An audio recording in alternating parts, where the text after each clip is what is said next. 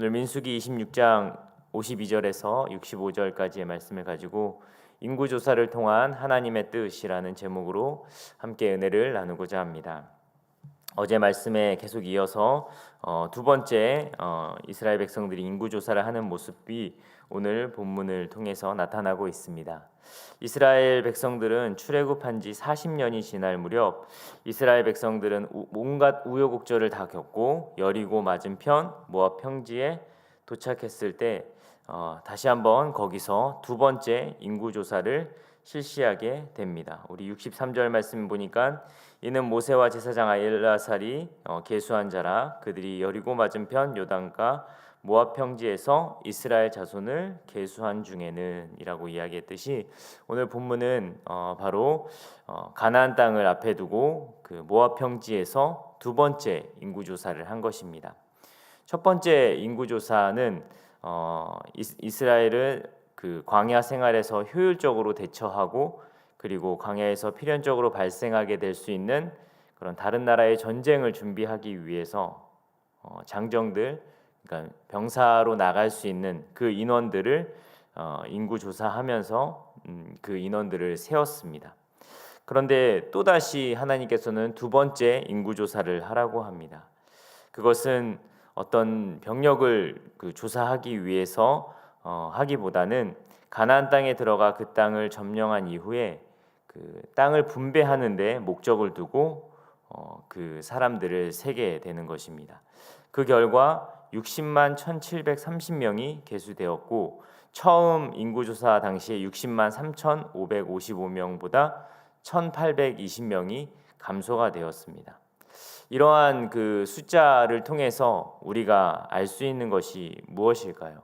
한 세 가지 정도로 같이 오늘 은혜를 나누고 함께 좀 기도하고자 합니다. 하나님께서는 왜 이 인구조사를 하라고 했을까요? 하나님이 술을 좋아해서, 하나님이 어떠한 그 수학이나 그것에 대해서 관심이 있어서 라기보다는 우리의 이 영적인 의미를 우리가 다시 한번 깨달았으면 좋겠습니다. 두 번째 인구조사를 통해서 그 민수기는 이 척박한 광야 생활 가운데에서도 하나님의 도우심과 하나님의 은혜가 있었다라는 것을 다시 한번 상기하기 위해서 인구조사를 한 것입니다. 여러분 따라하겠습니다. 하나님의 은혜가 있었다. 그들의 이 광야 생활, 정말 뜨거운 태양과 물과 식량이 부족했던 것, 그래서 그들이 불평도 하지 않았습니까? 그리고 극심한 일교차, 그리고 외부의 침략도 있었고 전쟁도 있었습니다. 이 열악한 상황 가운데서 장정만 60만 명이 움직이는 그런 큰 공동체가 지속적으로 생존하고 그들이 지속적으로 이 삶을 유지해 나간다라는 것이 사실은 어렵습니다. 그런데 40년이라는 시간 가운데 하나님께서 오늘 제가 처음에 서두로 말씀드렸던 것처럼 1820명 정도만 감소되었다라는 것입니다. 그것은 하나님께서 계속적으로, 그리고 1세대는 들어갈 수 있다 없다? 들어갈 수 없는 그런 세대였지만 하나님께서 그들을 계속 보호하시고 인도하셨다라는 어떠한 결과로 우리가 볼 수 있는 것입니다. 우리의 삶도 마찬가지입니다. 우리가 늘 이야기합니다. 우리의 인생이 광야와 같다고. 우리는 언제 가나안 땅에 들어가나요? 여러분 천국에 가면 가나안 땅에 들어가는 것입니다. 할렐루야. 그런데 그러한 상황 가운데서 우리가 잊지 말아야 되는 것, 우리가 다 죽을 것 같고 다 모든 것들을 잃어버린 것 같은 그런 삶 가운데 있지만 사실은 모든 것이 다 하나님의 은혜이고 하나님이 인도하고 계신다라는 것입니다. 이러한 경제 위기, 그리고 이러한 그 정치적인 분열과 그런 대립 가운데서도 하나님께서는 지금도 우리의 이 역사들을 운행하고 계시고 하나님께서 역사하고 계심을 여러분 믿으시기를 소망합니다.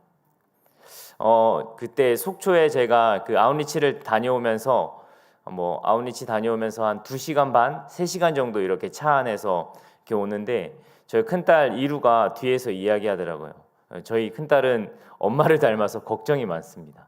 미리 일어나지 않는 것에 대한 걱정이 많은데 왜 우리나라는 북한과 통일전망대를 우리가 갔다 오진 않았지만 저희는 아이들이 좀 어려서 그때 비도 오고 비도 맞고 그래서 다녀오진 못했는데 갑자기 북한 이야기를 하면서 아빠 전쟁이 일어나면 어떻게 하냐는 거예요.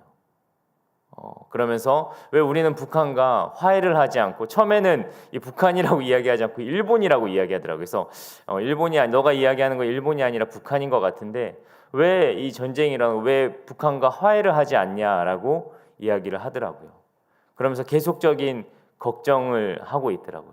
그래서 그러한 상황에 대해서 설명을 해주고 마지막으로 이야기했던 것이, 걱정하지 말아라 이루야, 하나님이 우리를 지켜주시고 하나님이 우리를 수많은 전쟁의 그런 도발과 그런 수많은 전쟁의 그런 위협 가운데서 지금까지 우리를 지켜줬고, 그리고 지금도 저 땅을 위하여서 기도하는 자들이 있고, 그리고 이 나라와 이 민족을 위해서 기도하는 자들이 있기 때문에 하나님께서 반드시 우리를 지켜주실 것이다 라는 그런 이야기를 했던 거에 기억이 납니다.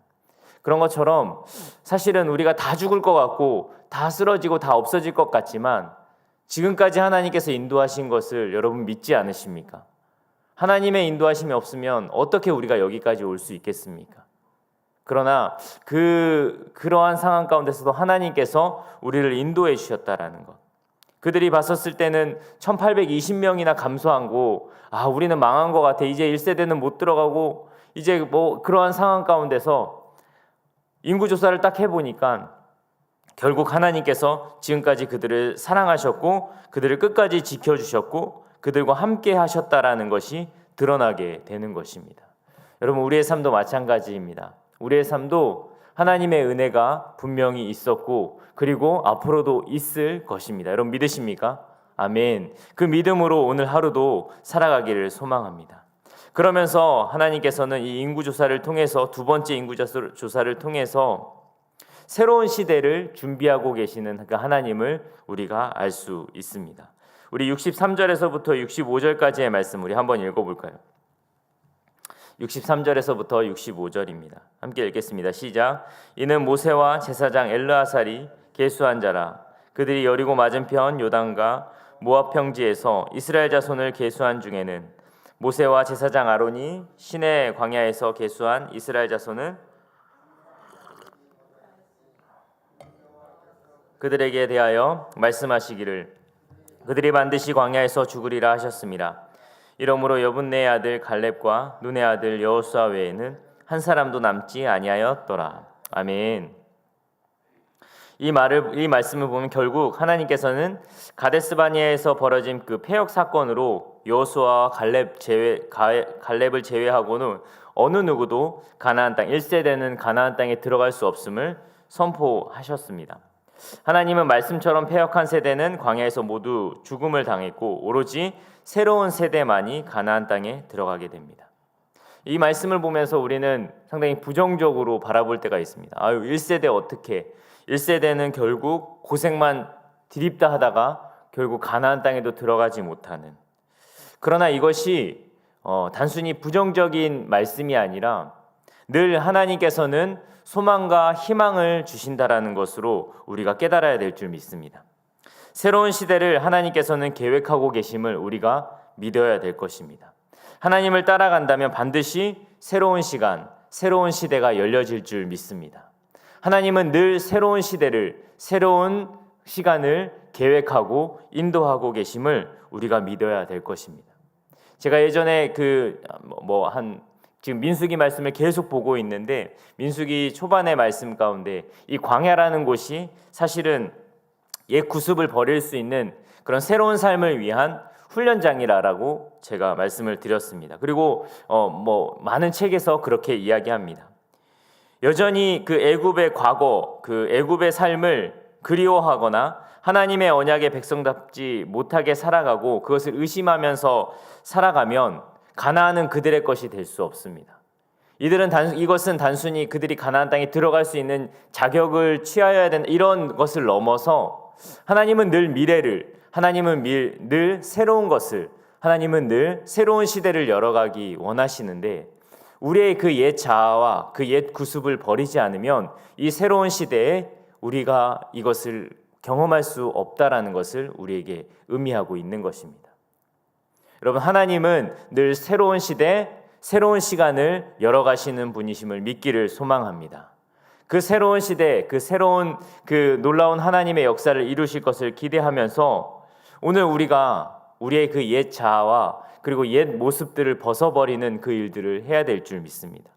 그 일들을 통해서 하나님께서는 새로운 시대에 새로운 사람들을 뽑고 나아가십니다.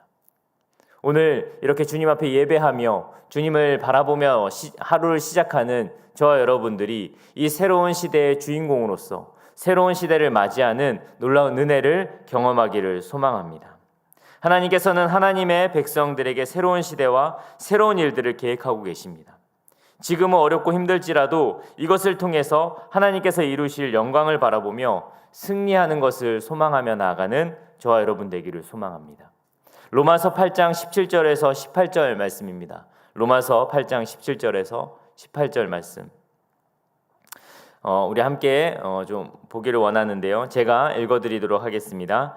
자녀이면 또한 상속자, 곧 하나님의 상속자요. 그리스도와 함께한 상속자이니 우리가 그와 함께 영광을 받기 위하여 고난도 함께 받아야 할 것이니라. 우리 18절 함께 읽을까요? 시작. 생각하건대 현재의 고난은 장차 우리에게 나타날 영광과 비교할 수 없도다. 아멘. 하나님은 영광을 준비하고 계십니다. 여러분 믿으십니까? 그 영광을 위하여서는 지금의 현재 고난은 정말 아무것도 아닌 것입니다. 지금 이것을 바라보면서 내가 겪고 있는 이 고난으로 우리가 넘어지고 쓰러지고 다시 일어나지 못하는 것이 아니라 우리가 믿음의 눈으로 다시 바라봐야 될 것입니다. 무엇을요? 하나님이 허락해 주실 그 영광을 우리가 바라보면서 우리가 하나님은 늘 새로운 것, 하나님은 늘 영광을 준비하고 계시는 분이라는 것을 깨닫길 원합니다. 마지막으로 우리가 이 인구조사를 통해서 우리가 알 수 있는 것, 우리에게 주시는 영적 의미가 무엇입니까? 따라하겠습니다. 공짜가 없는 하나님. 여러분, 하나님은 공짜가 없습니다. 두 번째 인구조사에서는 이스라엘 각 지파들이 살아온 광야의 생활의 결과를 보여주고 있습니다. 숫자로 어제 노윤채 목사님도 이야기했듯이 이 숫자를 통해서 하나님이 어떻게 일하셨는지를 보여주고 있습니다.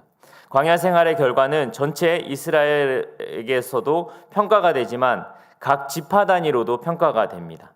각 지파에게는 하나님은 인구의 수에 비례해서 가나안 땅을 분배하라라고 이야기합니다. 당연하죠. 인구가 많으면 땅을 많이 가져야겠죠.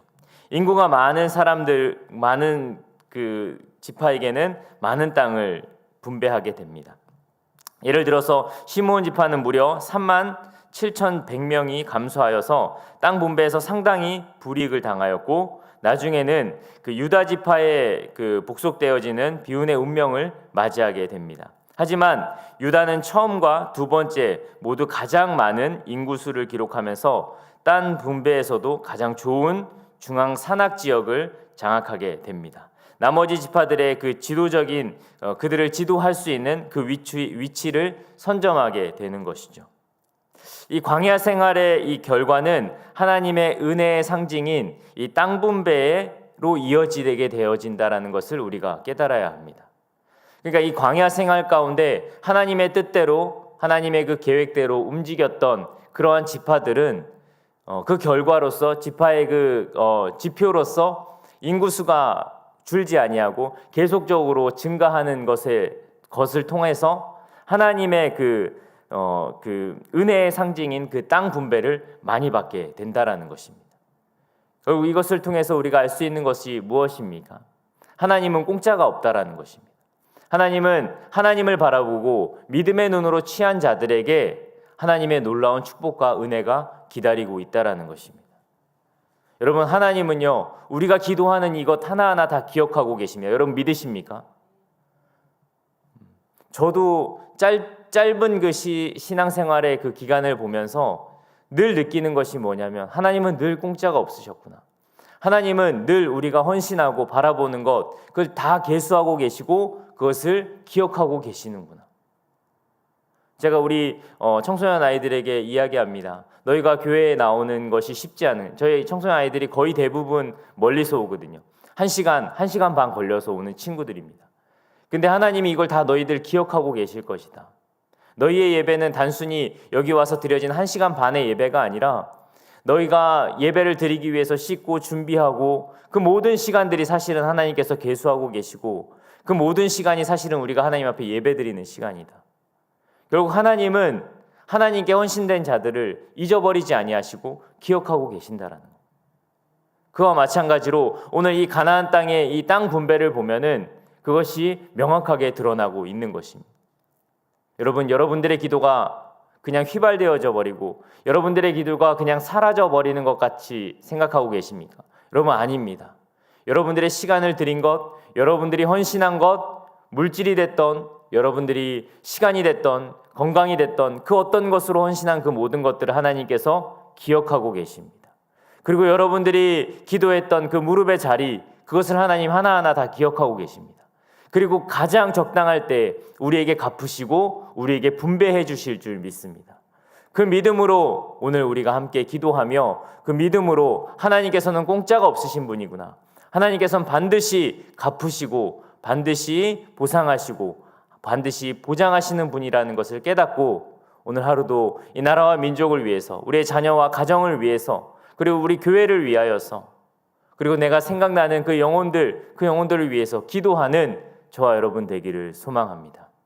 인구조사, 이 두 번째 인구조사를 통해서 왜 하나님은 이 쓸데없이 작지 않은 그 내용을 왜 이렇게 할애하시면서 이 귀한 성경에 이 인구조사한 내용들을 기록하셨을까요? 바로 이 안에 영적인 의미들이 있는 것입니다. 하나님의 은혜가 아니면 아무것도 아니었음을 하나님께서는 우리에게 가르쳐 주시고, 하나님은 늘 새로운 시대를 계획하시고 인도하시는 분이시고, 하나님은 공짜가 없이 다 갚으시고 다 헤아리고 계시는 분임을 오늘 이 인구조사를 통해서 우리가 알게 됩니다. 오늘도 그 하나님을 의지하면서 우리가 찬양했던 것처럼 이 눈에 아무것도 보이지 않는 것 같지만 믿음으로 그 놀라운 하나님의 것을 취하는 저와 여러분 되기를 소망합니다. 우리 시간에 함께 좀 기도했으면 좋겠습니다. 기도할 때 하나님,